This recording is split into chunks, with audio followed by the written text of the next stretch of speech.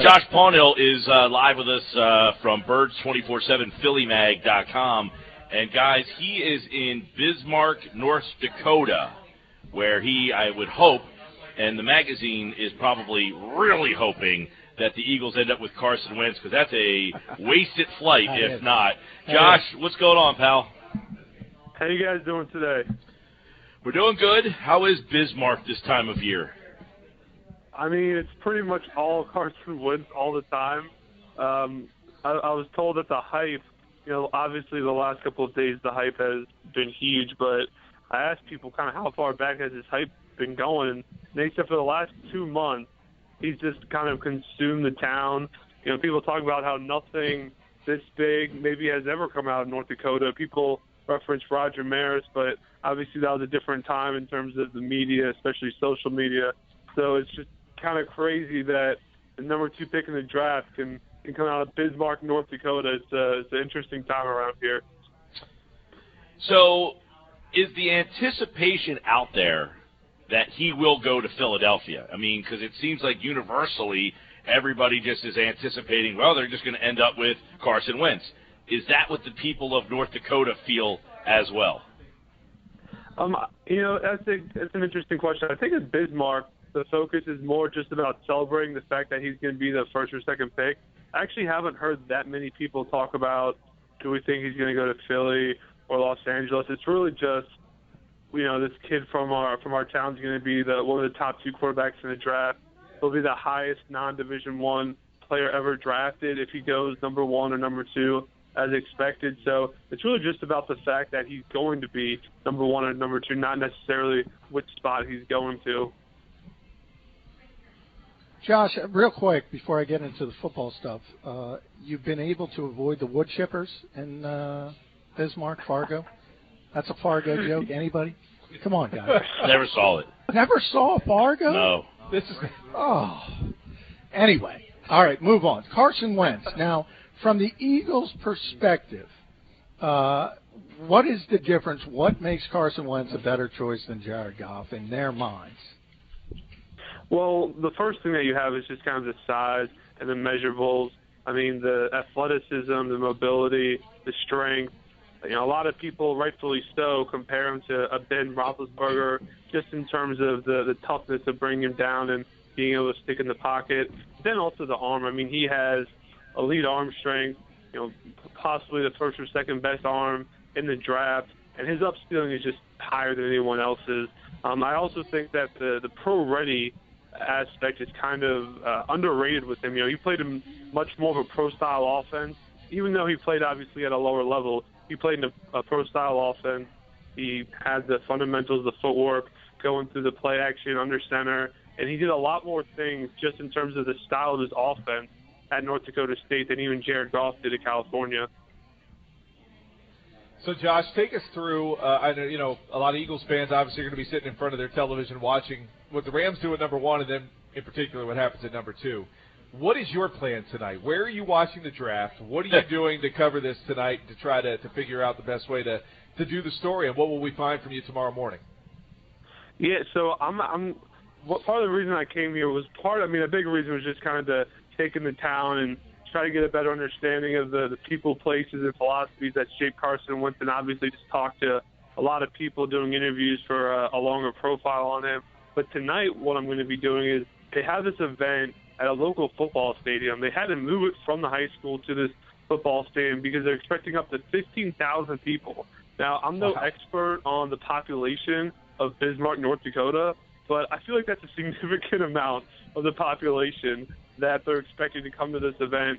They're trying to make it into a family type of event where it's, can you beat Carson Wentz's 40-yard dash, that type of stuff. So it should be an interesting environment and an atmosphere with thousands of North Dakotans out here watching. And it's just, a draft watch party. Nothing crazy is going to be happening. It's just going to be 10 to 15,000 people watching two at the same time, which is going to be an interesting sight to take in. Josh Paunil from PhillyMag.com, Birds247. He is in Bismarck, North Dakota, where apparently Uber does not work. So he is trying to find his. Guys, don't get me started. So it's a different world out there, and I guess that's a little bit of the concern with a guy like Wentz coming from, sub-Division I football, not having a lot of experience out there, and then, Josh, throwing him into Philadelphia, and now, if he presumably enters to Philadelphia, being in a situation where the current starter is almost making him feel unwanted, getting some feedback from – we'll get into that, of course – getting some feedback just being out there, is it like, wow, can a guy from here really exist in the media scrutiny that is about to happen in Philadelphia? Yeah, and honestly, that's going to be something I'm really interested to see how it plays out, and we really won't be able to see how he'll handle it until he has to. I mean, he's talked a lot before about how much support the North Dakota State program gets and how he's a celebrity in Fargo, which is all completely true. I mean, even compared to Division I schools, North Dakota State has a ton of community support and just a lot of eyes on him at all times. But obviously, it still doesn't compare to Philadelphia, the type of media market that is. And the other thing that I don't think he would be quite used to is the fact that in North Dakota, when he walks around for the most part, people aren't going up to him and bothering him, asking him for autographs, asking him to take pictures, have reporters going to his house. Like, there are going to be a lot of different. It's just the way that people approach him is going to be very different in Philadelphia. But the sense that I get is people aren't concerned in North Dakota at all because he's a type of kind of a low-key type guy. He's not really going to go out and go to the club and drink a lot. He's going to be the type of guy that stays home with his dog, his girlfriend, and plays board games. So I don't think we're going to have to worry about him getting arrested or anything like that. Well, Josh, we kind of insinuated the Bradford situation. Give us your take on this whole Bradford, he said, she said, I was lied to, they never told me this, yada, yada. And what do you foresee happening with Sam Bradford? I mean, I think it's ridiculous. I mean, I don't care what the Eagles said to him throughout the process. If the Eagles give you a contract that they can clearly get out of after one season, they obviously aren't sold that you're the franchise quarterback. If they sign you to a short-term deal, they're not convinced that you're going to be the guy 4 or 5 years from now. And I understand that he would rather them use the number 8 pick on an offensive lineman or another weapon to help him out. But when there's so much uncertainty at quarterback, he shouldn't have been that surprised that they made this move. And I also understand the argument, well, maybe the quarterback position's predetermined. It doesn't matter how he plays. I disagree with that. I mean, obviously Sam Bradford would have to play very well for the Eagles to keep him on.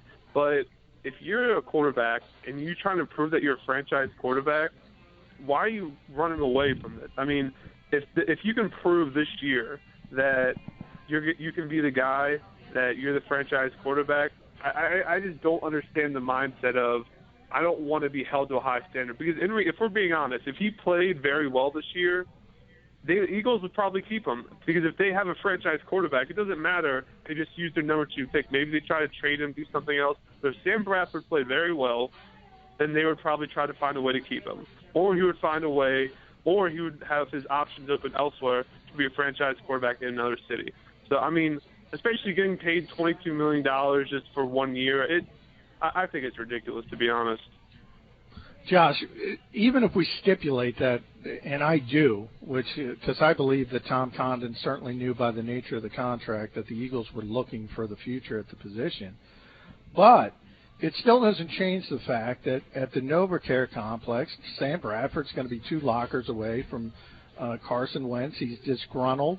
Is that the best situation for the guy that you want to be the future of this franchise, and you have to do everything possible to make sure he succeeds? Yeah, I think Doug Peterson definitely didn't do it purposely at the time, but at the owners' meeting, Doug Peterson had a quote which I think really applies now, and he was talking about how when you're the starting quarterback or you're the starter at any position, if you're looking backward, if you're looking at the guy behind you, then you've already lost. If you're not looking forward, if you're not just thinking about yourself and how you're going to be playing with this team and leading your teammates, then you've basically already lost the battle. And I think that really applies here. I understand that you have a guy coming in that the Eagles have invested a lot of resources in, and he's going to be the guy that's going to be your replacement if you don't play well. But to me, you want to go with the mindset of, okay, well, even if they have this guy waiting in the wing, I'm confident in myself that I can play very well. I'm confident that I can show I'm a franchise quarterback. And so to me, that's the type of guy the type of mindset you would want your quarterback to have. Josh, when you take a look at all the other extenuating circumstances that come from what Bradford's doing right now and not showing up at workouts, you heard Zach Ertz, you heard Jordan Matthews talking about just what they need to do in terms of getting out there and working out with him in the offseason and working with Bradford. It's clearly they were on his side. They wanted to improve altogether. They did that, and now he's not at minicamp. What does this do to the team in the locker room as this continues to go on with Bradford not showing up? Yeah, I think Bradford might have a little more leeway than a typical player could have in this type of situation, just in terms of his teammates, because not even just publicly and in the media, but behind closed doors and privately, his teammates were expressing confidence in him in terms of the growing leadership he had at the end of the year last year. You know, people talk about the last 7 games, but for his teammates, the bigger part was just the leadership and how he stepped into that role. But I think because he's well-liked by his teammates, and he has a pretty good rapport with them, even though he's only been here for, a year now, I think he'll have a little more leeway with his teammates. But that's one thing that I think is going to be very curious to see is how long does it take for Bradford to lose the trust of his teammates when he's having this type of holdout, or maybe you can't officially consider it a holdout because these are voluntary programs, still workouts that he's not attending. Everybody, check out Josh Paunil's stuff at PhillyMag.com. Josh, do us a favor. Take some pictures of Bismarck and post them up there for us so we can get a little glimpse of what you're looking at there. I know you guys have been waiting on those for a while now. I'm going to send this over to you guys. Birds 24/7, Josh Paunil here on the Sports Bash live in Bismarck, North Dakota. Thanks, Josh. Thanks for having me, Mike.